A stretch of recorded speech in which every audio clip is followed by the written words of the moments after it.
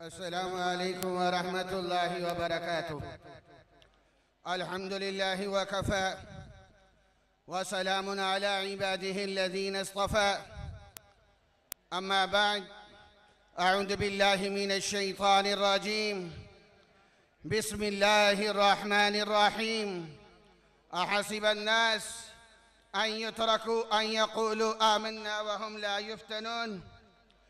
क़ाल अन्नबिय्यु सल्लल्लाहु अलैहि वसल्लम अना ख़ातमुन नबिय्यीन ला नबिय्य बअदी औ कमा क़ाल अलैहि सलातु वस्सलाम। हमने हर दौर में तक़दीस रिसालत के लिए वक्त की तेज हवाओं से बगावत की है और छोड़कर सिलसिलाए रस्म सियासत का फुसूं फ़क़त एक नाम मोहम्मद से मोहब्बत की है। इंतहाई मोहब्बत के साथ दुरूद पाक पढ़ लीजिए।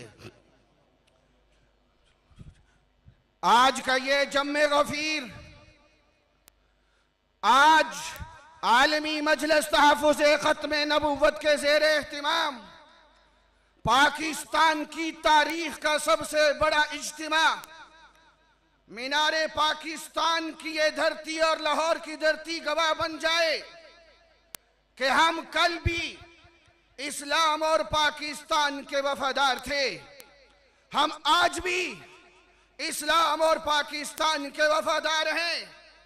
और लिखो और जरा होश के साथ रहो, हमें हर 2-4 साल के बाद नामूस रिसालत के कानून के तहफ़्फ़ुज़ के लिए सड़कों पे आना पड़ता है। चोरों की रखवाली है, जागते रहो। इंशाअल्लाह हम कल क़यामत के दिन अपने नबी के सामने सुरखरू होके पेश होंगे इंशाअल्लाह, बुलंद आवाज़ से इंशाअल्लाह। और मैं बताना चाहता हूँ, ये कादियानी ये कल भी अपने आप को पाकिस्तान की सफ़ों से अलहदा करते रहे, इस्लाम की सफ़ों से अलहदा करते रहे, ये आज भी कर रहे हैं।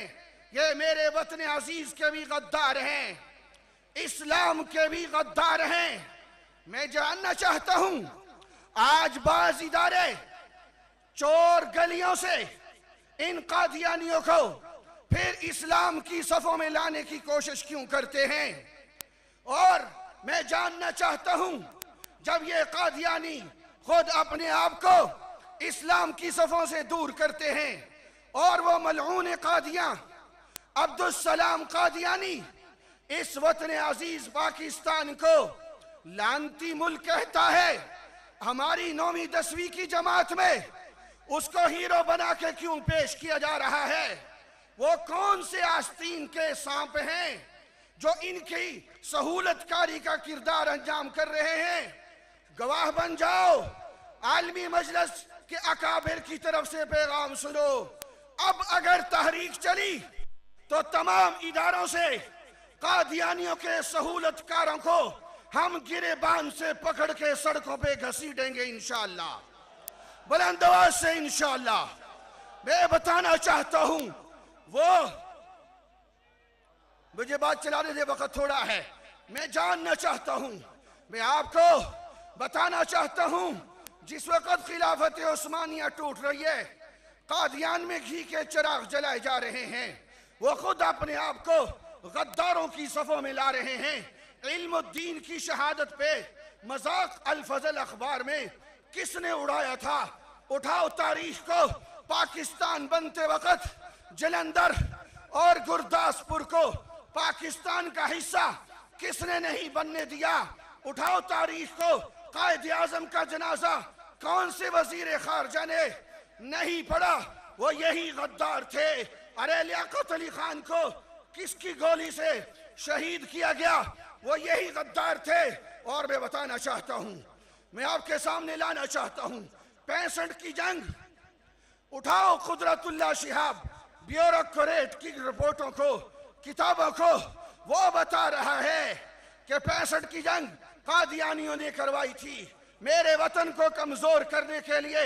और वो देखो, भुट्टो साइंस कॉन्फ्रेंस बुला रहा है और उस कॉन्फ्रेंस में जब अब्दुल सलाम कादियानी को बुलाया जाता है वो इसको लानती मुल्क कहता है, आज उसको हीरो बना के पेश किया जा रहा है। वो देखो राजा जफर उल हक कौमी असम्बली के अंदर अखबार लहराता है, इसराइल की फौज